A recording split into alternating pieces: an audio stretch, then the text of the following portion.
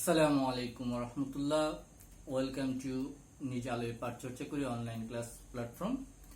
ধারাবাহিকভাবে আজকে আমাদের আলোচনার বিষয় হচ্ছে পারফেক্ট টেন্স। গত কয়েকটি ক্লাসে আমরা টেন্সের বিভিন্ন বিষয় নিয়ে আলোচনা করেছি, বিশেষ করে ইনডিফিনিট টেন্স, কন্টিনিউয়াস টেন্স এবং তারই ধারাবাহিকতায় আজকে আমরা পারফেক্ট টেন্স নিয়ে আলোচনা করতে যাচ্ছি। তো শিক্ষার্থীরা, চলো আমরা আমাদের ক্লাসে চলে যাই। তো তোমরা ইতিমধ্যেই জানো আমরা তিনটা পারফেক্ট টেন্স পাই, একটা হচ্ছে প্রেজেন্ট পারফেক্ট টেন্স, একটা হচ্ছে পাস্ট পারফেক্ট টেন্স এবং একটা হচ্ছে ফিউচার পারফেক্ট টেন্স। তো আজকে আমরা এসব টেন্সের ডেফিনেশন এবং স্ট্রাকচারের দিকে একটু নজর দেওয়ার চেষ্টা করব।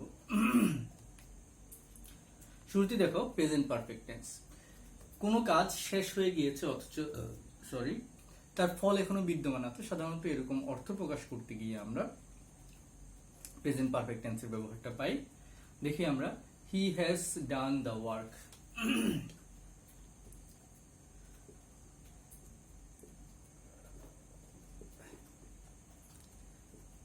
সে কাজটি করেছে, কাজটি শেষ বোঝাচ্ছে। তো এরকম সেন্টেন্স আমরা কিভাবে করি? প্রেজেন্ট পারফেক্ট টেন্সে করি। তারপর হতে পারে I have gone to the market, আমি মার্কেটে গিয়েছি, আমার কাজটা করা শেষ। আমরা যদি প্রেজেন্ট পারফেক্ট টেন্স একটু ব্যবহার দেখি, সাধারণত দেখো কোনো সেন্টেন্সে যদি just, just now, already, yet, never, ever, lately, recently এরকম উল্লেখ থাকে, সেই ক্ষেত্রে আমরা সেই সেন্টেন্সগুলোকে প্রেজেন্ট পারফেক্ট টেন্সে করতে পারি। যেমন I have already written a letter, আমি ইতিমধ্যে একটি চিঠি লেখা শেষ করেছি। অথবা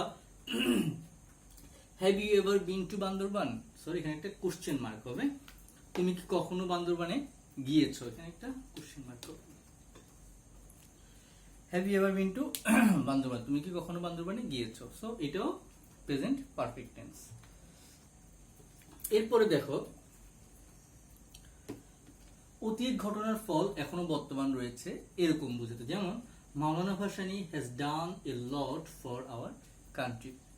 তুমি চিন্তা করো, কাজটা হয়তো অনেক আগেই শেষ, তবে তিনি যে কাজগুলো আমাদের জন্য করে গিয়েছেন সেই ফলটা এখনো বর্তমানে রয়েছে। আমরা এই সেন্টেন্সটাকেও প্রেজেন্ট পারফেক্ট টেন্সে প্রকাশ করতে পারি।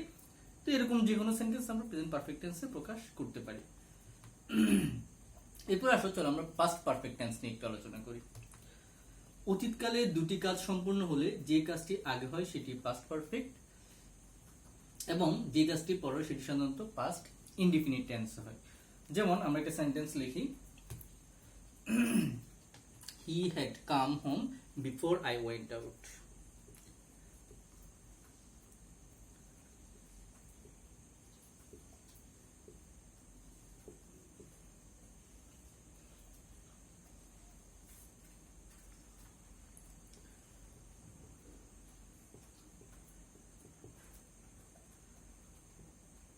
দেখো আমরা এখানে দুটো সেন্টেন্স লিখলাম, he had come home before I went out. তোমরা খেয়াল করো, যদি আমরা অর্থের দিকে তাকাই, সে বাড়ি এসেছিল, বিফোর অর্থ আগে, আই ওয়েন্ট আউট আমি বের হওয়া। তাহলে বলতো কোন কাজটা আগে হয়েছে?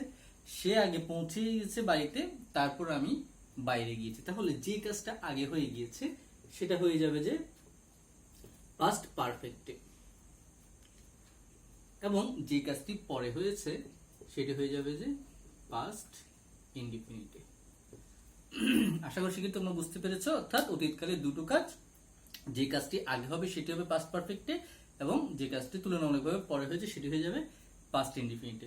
সো আরো একটা এক্সাম্পল দেখো, the train had left before I eight. আমার খাওয়ার শেষ হওয়ার আগেই ট্রেন ছেড়ে দিয়েছে। তাহলে কোন কাজটা আগে হয়েছে? ট্রেনটা ছেড়ে চলে গেছে। সো সেই সেন্টেন্সটি পাস্ট পারফেক্ট হবে, the train had left before I eight, অর্থাৎ অপর অংশটা পাস্ট ইনডিফিনিট টেন্স হবে। আশা করি বুঝতে পেরেছো। এরপর দেখি আমরা একটু পাস্ট পারফেক্ট টেন্সের ব্যবহার দেখি। অতীতের দুটি কাজ একসাথে সম্পন্ন হয়েছিল বোঝাতে when এর পরে পাস্ট পারফেক্ট টেন্স ব্যবহৃত হতে পারে। যেমন when I had made a good result, একটা আমরা দেখি সেন্টেন্সটা একটু, when I had made a good result, আমরা এখান থেকে দেখি, when I had made a good result everyone congratulated me। এখানে দুটো অংশ খেয়াল করো, I had made a good result, আরেকটা অংশ হচ্ছে everyone congratulated me। যখন আমি ভালো ফলাফল করেছিলাম সকলে আমাকে অভিনন্দন দিয়েছিল। দুটো কাজ অতীতকালে হয়েছিল এবং দুটি কাজ মোটামুটি সমপর্যায়ে হয়েছিল। সো হোয়েন দিয়ে যুক্ত করে দুটোটাকে আমরা পাস্ট পারফেক্ট টেন্সে করতে পারি।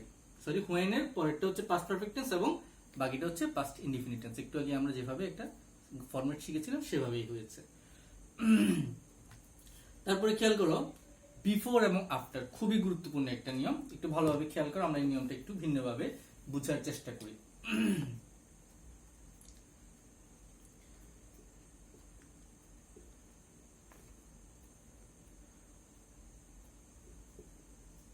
শিক্ষার্থীরা, আমরা কোন টেন্স পড়ছি? আমরা পারফেক্ট টেন্স পড়ছি। এবং কোন perfect tense? Past perfect tense. তাহলে আমরা এখন দেখব পাস্ট পারফেক্ট টেন্সটা কোথায় বসতে পারে। খুব ভালোভাবে খেয়াল করো, বিফোর অর্থ কি? বিফোর অর্থ হচ্ছে পূর্বে। আর আফটার অর্থ কি? আফটার অর্থ হচ্ছে পরে। দ্যাট মিনস বিফোরের পূর্বে বসবে যে পাস্ট পারফেক্ট, আফটারের পরে বসবে পাস্ট পারফেক্ট। পাস্ট পারফেক্ট আর এখানে বসবে পাস্ট পারফেক্ট। আবার বুঝে নিই সেন্টেন্সটা। বিফোর এর আগের ক্লজটা হবে যে পাস্ট পারফেক্ট, আফটার এর পরের ক্লজটা হবে যে পাস্ট পারফেক্ট। তাহলে এখানে আরো দুটো ক্লজ বসার জায়গা আছে, সেই দুটো ক্লজে পাস্ট ইনডিফিনিট টেন্স বসে যাবে।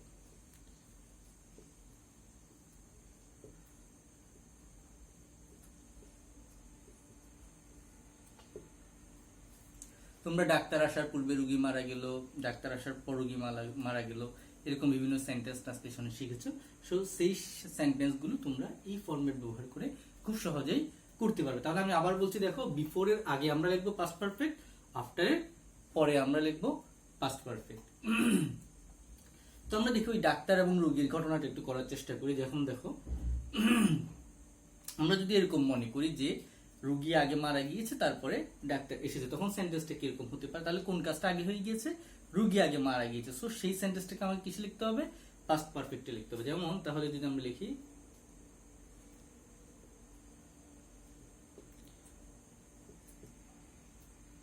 the patient had died before the doctor came. তাহলে খেয়াল করো, the patient had died, এটা আমরা পাস্ট পারফেক্টে করলাম, এই যে বিফোর এর আগে, এবং the doctor came এটাকে আমরা পাস্ট ইনডিফিনিট করলাম, এটা বিফোর এর পরে হয়েছে। দেখো, বিফোর এর আগে পাস্ট পারফেক্ট, বিফোর এর পরে পাস্ট ইনডিফিনিট। আবার যদি আমরা এইটাকে এমন ভাবে বলি যে ডাক্তার আসার পর রোগী মারা গেল, তাহলে আমরা এরকম বলতে পারি, the patient died after the doctor, এখন কি যাবে? had come হয়ে যাবে। তো খেয়াল করো, এই সেন্টেন্সটা আমরা এখন পাস্ট পারফেক্টে করলাম, আর এই the patient died এটাকে আমরা পাস্ট ইনডিফিনিটে করলাম। তাহলে আফটার এর পরে হচ্ছে পাস্ট পারফেক্ট, আর আফটার এর আগে হচ্ছে পাস্ট ইনডিফিনিট। আশা করি বিষয়টা তোমরা বুঝতে পেরেছো। এখানেও ঠিকভাবে খেয়াল করো, এই যে বিফোর, বিফোর এর অর্থ কি? আগে। তাহলে এর আগে হচ্ছে পাস্ট পারফেক্ট, এর পরে হচ্ছে পাস্ট ইনডিফিনিট। আর এখানে দেখো, হি কেম, পাস্ট ইনডিফিনিট, আফটার এর পরে হচ্ছে past perfect, I had gone out. So খেয়াল করবা, বিফোর এবং আফটার এর আগে এবং পরে যদি দুটো করে ক্লজ থাকে, তখন এই নিয়মটা মেনে চলতে হবে। বিফোর অর্থ পূর্বে, বিফোর এর পূর্বে হবে পাস্ট পারফেক্ট, আফটার অর্থ পরে, আফটার এর পরে হবে পাস্ট পারফেক্ট। তোমরা যদি এভাবে মনে রাখো, আশা করি নিয়মটা ভুলবে না। খুবই গুরুত্বপূর্ণ একটা নিয়ম, আশা করি তোমরা পারবে। আরেকটি খুবই গুরুত্বপূর্ণ নিয়ম, আমি এটা মুছে ফেলছি। No sooner had scarcely had, এই নিয়মটা সেটা দেখো, no sooner had dot dot then, scarcely had তাও dot dot when, hardly had তাও হোয়েন।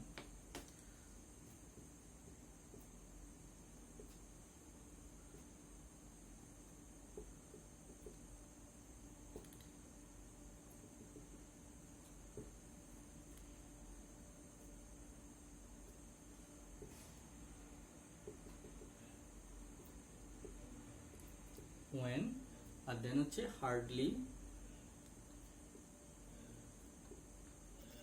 হেড হচ্ছে যে ওয়েন। সেক্ষেত্রে এখানে একটা বিষয় লক্ষণীয়, সেটি হচ্ছে এখানে কিন্তু হেডটা আগে হবে, অর্থাৎ no sooner had, scarcely had, hardly had. No সুনারের সাথে দেন খেয়াল রাখবে এখানে টিএইচ এ এন, এখানে কিন্তু ইএন না, অনেকে এই বিষয়টা ভুল করে এখানে টিএইচ ইএন ব্যবহার করে ফেলে। এখানে টিএইচ ইএন হবে, এখানে T H N. Scarcely had, hardly when. So এগুলো সেন্টেন্স গুলো প্রত্যেকটারই অর্থ সেম। যে সেন্টেন্সটা আমরা ব্যবহার করবো প্রত্যেকটাতে আমরা সেম সেন্টেন্স ব্যবহার করতে পারবো। আমি একটা উদাহরণ দিই, যেমন আমরা যদি বলি যেই মাত্র চোর পুলিশকে দেখলো সেই মাত্র সে পালিয়ে গেল। সো আমরা লিখতে পারি সেন্টেন্সটা এভাবে,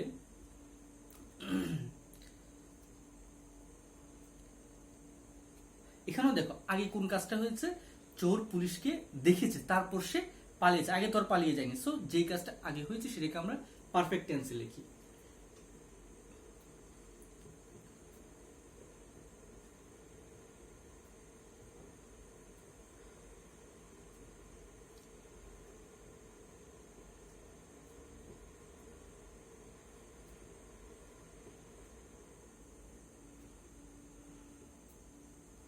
সেক্ষেত্রে তোমরা একটা জিনিস খেয়াল করো, এখানে একটু এটাকে অ্যাডভার্বিয়াল বলে, এখানে হেডটা একটু বাক্যের গঠনের জন্য সেন্টেন্সে আগে চলে আসতো। তাহলে দেখো no sooner had the thief seen, এখানে কিন্তু আমরা স লিখি নাই, সিন লিখছি, কারণ এটা প্রেজেন্ট পারফেক্ট টেন্স। যে থিফ, তারপরে যে হেড, তারপর ভার্বের 3 নাম্বার ফর্ম। তাহলে no sooner had the thief seen the police, যেই মাত্র চোর পুলিশকে দেখলো, দেন হি র্যান অ্যাওয়ে, তারপর সে পালিয়ে গেল। দেখো সেম সেন্টেন্সটা আমি স্কার্সলি হেড দিয়ে বলতে পারি। কিভাবে? Scarcely head the thief seen the police when he ran away, একই অর্থ, একই sentence. Hardly head the thief seen the police when he ran away, প্রত্যেকবারই একই জিনিস, অর্থাৎ যেই মাত্র এই কাজটা হলো সেই মাত্র সেই কাজটা। যেমন ধরো ক্লাসে প্রবেশ করার, তুমি যেই মাত্রই বিদ্যালয়ে প্রবেশ করলা সেই মাত্র ছুটির ঘন্টা বাজলো। যেমন no sooner had I entered the school then the bell rang, এভাবে বলতে পারো। তাহলে যে কাজটা পরে হচ্ছে সেটাকে আমরা পাস্ট ইনডিফিনিটিভ করছি, আর যে কাজটা আগে হচ্ছে সেটাকে আমরা পাস্ট পারফেক্টে করছি। এই বিষয়টা একটু খেয়াল রাখলে আশা করি তোমরা বুঝতে পারবে। এটা একটা খুব গুরুত্বপূর্ণ নিয়ম, আগেরটার মতো এটাও আশা করি তোমরা বুঝতে পেরেছো। এরপর আসো ফিউচার পারফেক্ট টেন্স। আমি একটা মুছে ফেলি।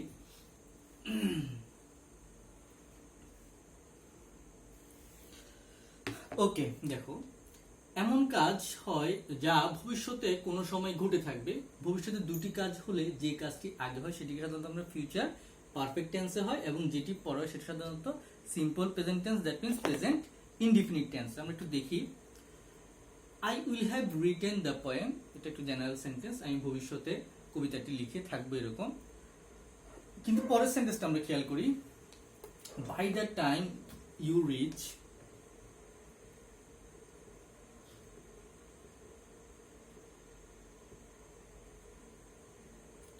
তারপর দেখো we will have started our journey.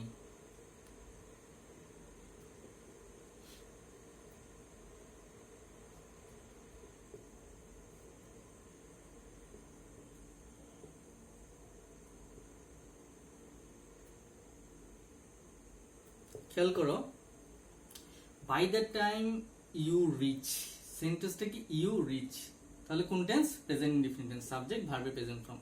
আর বাকিটা দেখো we will have started our journey, এটা হচ্ছে পাস্ট পারফেক্টে আছে। তাহলে যখন এরকম দুটি কাজ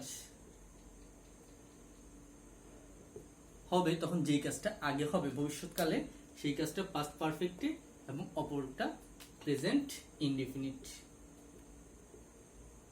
আশা করি বিষয়টা বুঝতে পেরেছো। তো আমরা এভাবে ফিউচার পারফেক্ট টেন্স ব্যবহার করতে পারি। আসলে আমরা কিছু ব্যবহার দেখি।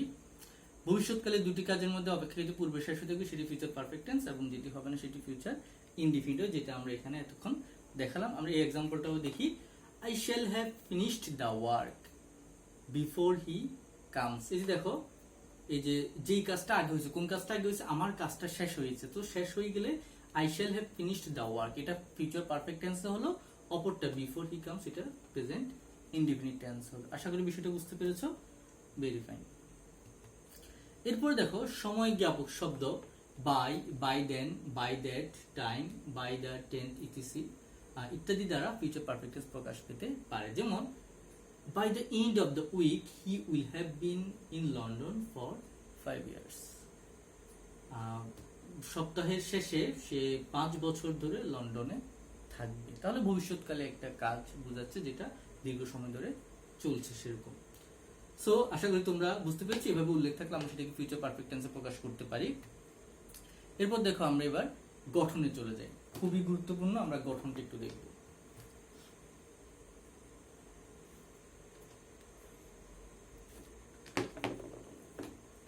খেয়াল করো গঠনের বেলায় আমরা তিনটে গঠন একসাথে দেখি, প্রেজেন্ট, পাস্ট এবং ফিউচার।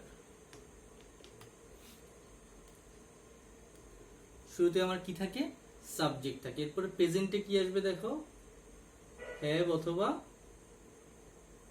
হ্যাজ। তারপরে কি হবে, ভার্বের 3 নাম্বার ফর্ম এবং লাস্টে এসে কি, এক্সটেনশন।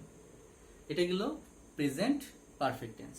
এরপর দেখো পাস্ট পারফেক্ট টেন্সে কি হচ্ছে, সাবজেক্ট বসতেছে, তারপরে এখানে কি বসতেছে, জাস্ট হ্যাড বসতেছে, তারপরে এখানে V3, তারপরে এক্সটেনশন।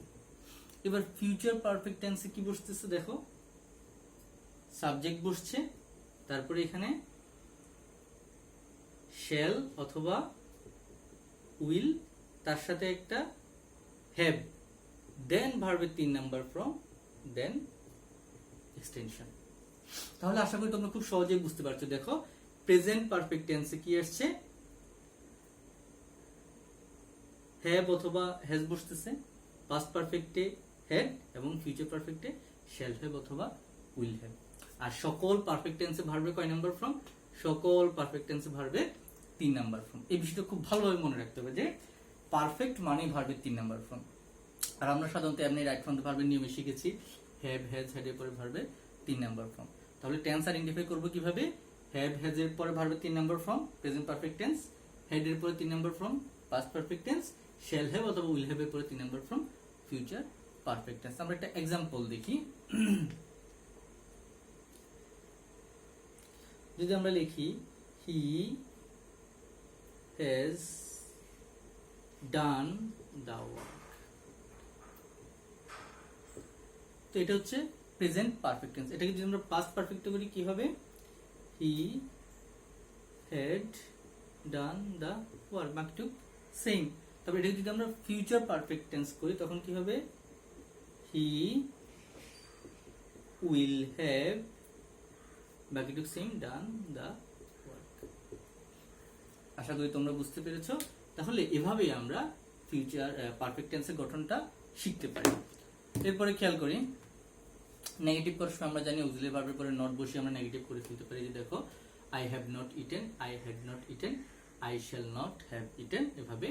আর অক্সিলারি ইন্টারোগেটিভ করার সময় কি করে, আমরা জাস্ট অক্সিলারি ভার্বটাকে সেন্টেন্সের শুরুতে নিয়ে আসি। যে have I eaten rice, had I eaten rice, shall I have eaten rice. খুব ইজি, তোমরা আশা করি বুঝতে পারছো। হ্যাঁ, এরপরে কি করে আমরা সেই বক্সে চলে আসলাম। বক্সে আমরা দেখালাম আই এর সাথে হ্যাভ, উই এর সাথে হ্যাভ, ইউ এর সাথে হ্যাভ, ইউ এর সাথে শুধুমাত্র হি এর সাথে এসে কি হলো, হ্যাজ হলো। বাকি সবার সাথেই হ্যাভ। আর ভার্বের 3 নাম্বার তো আছে। তাহলে এখানে খেয়াল রাখতে হবে কোনটা, হি এর সাথে অর্থাৎ থার্ড পারসনের সাথে একমাত্র হ্যাজ, থার্ড পারসন সিঙ্গুলার সাথে হ্যাজ, বাকি সবার সাথেই হ্যাভ ব্যবহৃত হচ্ছে। পাস্ট পারফেক্ট টেন্সে দেখো, পাস্ট পারফেক্ট টেন্স খুবই সহজ, সবার জন্য একই, সবার জন্যই হ্যাড, এটাতে কোনো কনফিউশনের সুযোগটা নাই। এরপরে ফিউচার পারফেক্ট কন্টিনিউয়াস আমরা দেখি। হ্যাঁ, আমরা আগের মতোই ফার্স্ট পারসনের সাথে শ্যাল, বাকি সবার সাথেই উইল ব্যবহৃত হচ্ছে। সো শিক্ষার্থীরা, এটাই আমাদের মোটামুটি আজকের পারফেক্ট টেন্সের ক্লাস। তোমাদেরকে আমরা কাজ দিলাম যে আমরা 3টা পারফেক্ট টেন্স শিখলাম, present perfect tense, past perfect tense এবং ফিউচার পারফেক্ট টেন্স। এই পারফেক্ট টেন্সগুলো ব্যবহার করে তোমরা 5টি করে সেন্টেন্স গঠন করবে, তাহলে বুঝে যাবে তোমরা আজকের লেখাপড়া, আজকের ক্লাসটি ভালোভাবে বুঝতে পেরেছো। সো আমরা যদি এক নজরে দেখে নিই আজকে আমরা কি কি শিখলাম। আজকে আমরা প্রেজেন্ট টেন্স, পাস্ট টেন্স এবং প্রেজেন্ট, পাস্ট এবং ফিউচার পারফেক্ট টেন্সের ডেফিনিশন দেখেছি, ব্যবহার দেখেছি এবং সবশেষে আমরা গঠন দেখেছি। সো আজকে ক্লাস শেষ করব। শেষ করার আগে তোমাদেরকে গঠনটা আরেকবার মনে করিয়ে দিই। দেখো আমরা কি করছি, সাবজেক্টের পরে হ্যাভ, হ্যাজ, ভার্বের 3 নাম্বার ফর্ম এক্সটেনশন হলে প্রেজেন্ট পারফেক্ট, সাবজেক্টের পরে হ্যাড হয়ে ভার্বের 3 number form extension past perfect, সাবজেক্টের পরে shall, will have, shall have অথবা উইল হ্যাভ এর পর ভার্বের 3 নাম্বার ফর্ম, এটা হচ্ছে ফিউচার পারফেক্ট টেন্স। সবার জন্য কোনটা কমন? ভার্বের 3 নাম্বার কমন। তাহলে আইডেন্টিফাই করব কিভাবে? হ্যাভেস দিয়ে, হ্যাড দিয়ে, শ্যাল হ্যাভ অথবা উইল হ্যাভ দিয়ে। তো সেক্ষেত্রে আজকের ক্লাস আমরা এখানে শেষ করছি। আগামী ক্লাস দেখার আমন্ত্রণ জানিয়ে তোমাদের সুস্বাস্থ্য কামনা করছি। সেই সাথে এখানে বিদায় নিচ্ছি। আসসালামু আলাইকুম রহমতুল্লাহ।